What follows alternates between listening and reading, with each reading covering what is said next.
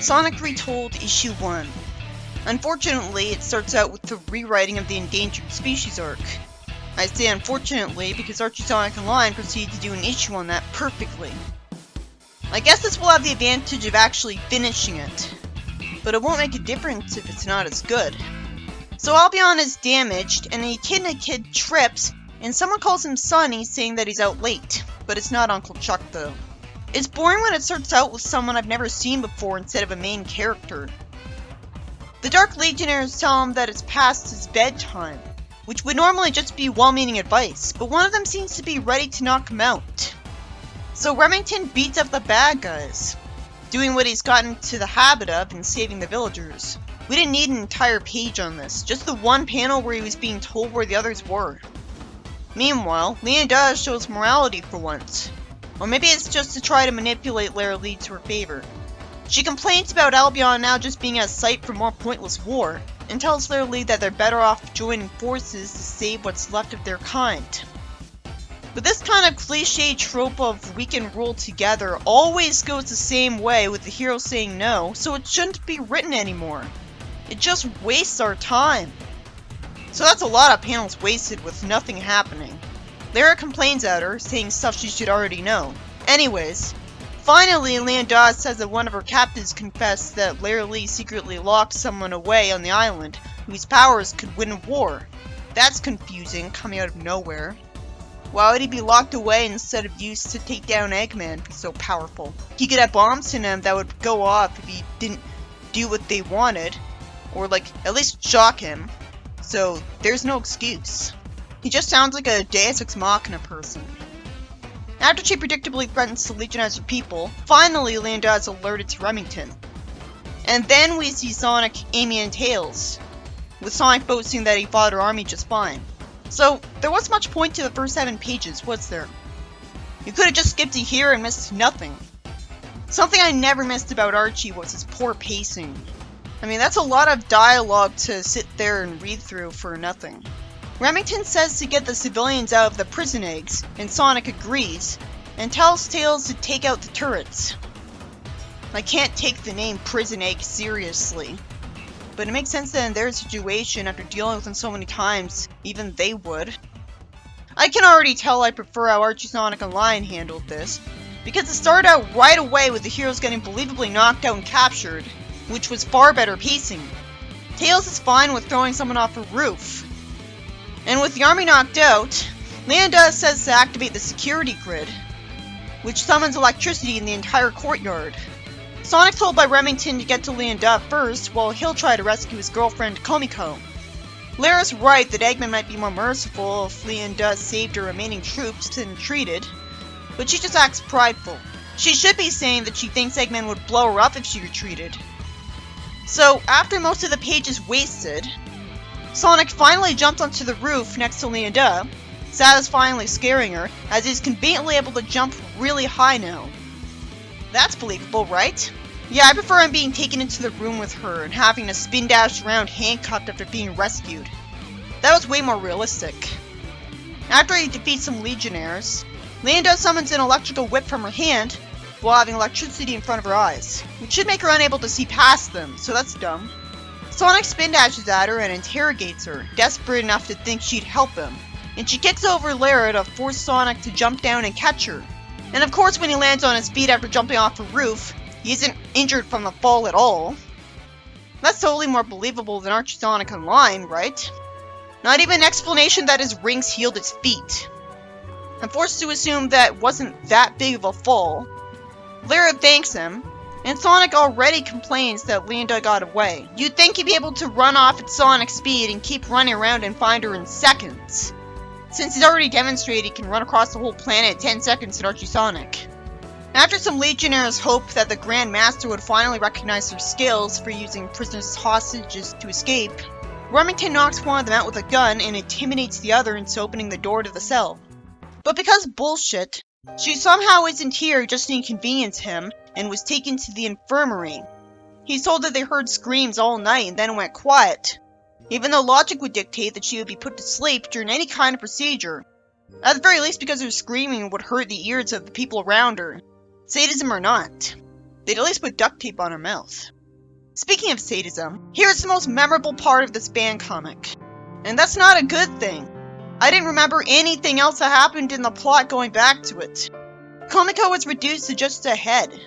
It doesn't make any sense that she would be singled out. And I don't see why they would bother with the new legionization process when legionization worked just fine before. This wasn't even foreshadowed, and clearly this wouldn't work anyways. I think it's really obvious looking at this that the writer had no empathy whatsoever for Komiko. Archie, Sonic, and Lion kept her alive, like you'd expect for a kids' series. Because I had read this melodrama, I complimented it on keeping her safe. This is some clearly unnecessary melodrama that's darker and edgier than anything the official series would be allowed to do. Archie, Sonic, and Lion's issue actually feels like something that would have been written in Archie Sonic. This just makes Remington cry for the sake of it. I honestly don't see why anyone would have a problem with Komiko because she had a cool design, and while she didn't have a personality, that's better than a lot of awful characters. And then our time is wasted with a villain scene between Lee and Duh and Eggman, where nothing happens. At least it's polite of Orbot to ask Lee and Duh if she had a nice day. But it's irritating that the normally harmless Cubot calls the echidnas meddling pincushions who need a lesson in manners. Eggman tells her not to bother with the Counter-Strike because none of that will matter soon. He brags it'll use the Genesis Wave to create a new version of the world where it'll be a god. And naturally Linda's scared at this, since it would change the status quo for her. So, that was it? Not even 25 pages? Well, this sucked. This issue by Glitcher from DeviantArt wasn't nearly as believable and epic as how Archie, Sonic, and Lion handled the Endangered Species arc. And barely had any variety in what happened in it, even if I can at least compliment it on resolving the arc in one issue. In this story, Sonic and his friends in Remington rescue the civilians by battling Dark Legionnaires in a typical way. Sonic even jumps up to the roof where Lee and Duh is somehow, and somehow avoids breaking his feet when he jumps off the roof to catch Lair Lee. The city is freed in the most predictable way imaginable. So predictable that I would imagine that the plot would be more interesting than this. But Remington's girlfriend was literally reduced to a head. That's totally unnecessary, and obviously wouldn't be done in the official comic for a good reason. So what is the point of writing it? It was needlessly dark and edgy. The comic makes no attempt at explaining why she was singled out for this new legionization attempt and not anyone else. The legionization was working just fine as it was. Komiko wasn't a character with an awful personality, and her design was really cool, so I can't imagine why the writer was so heartless to her. Other than the fact that she's an echidna, but that'd be a bad excuse. I guess it's also to torture Remington, but Remington doesn't deserve this either, and he was portrayed as a badass in this issue, so I don't get it. I prefer Archie, Sonic, and Lion, where the heroes got captured in a realistic scene, giving Julie, Sue, and Charmy's girlfriend a chance to shine, which I'm pretty sure was even how Flynn originally planned it to be. Even he showed the Pender's characters more respect. Saffron got to be memorably useful by taking advantage of her flight to survey what was below her and tell her friends about it. Julie disguised herself and used a ray gun. And even Knuckles helped save the day, which made sense since Albion is the home of his people, so he should be the main one saving them. It was clearly shown that Knuckles went off to go save Albion and Archie Sonic because of Julie, so there's no excuse for him not showing up here. He also dealt with Metal Knuckles, even if he was defeated really quickly, which makes sense because Metal Knuckles was in Archie Sonic's Endangered Species arc. Doesn't even show up here. Also, while Archie, Sonic, and Lion had that evil purple guy who hates echidnas show up with his devil dogs for an intriguing cliffhanger, this issue completely ignores him, not even trying to show off what the actual issue would have been like. So that's not as professional as the alternative. Obviously the art was good, and it was intriguing to read because it was based on Archie Sonic, but you can say the same thing about Archie, Sonic, and Lion. And it's got fantastic writing that blew me away. I went from issue 247 to 248, and it was night and day. The characters were more respectable, and it wasn't nearly as confusing.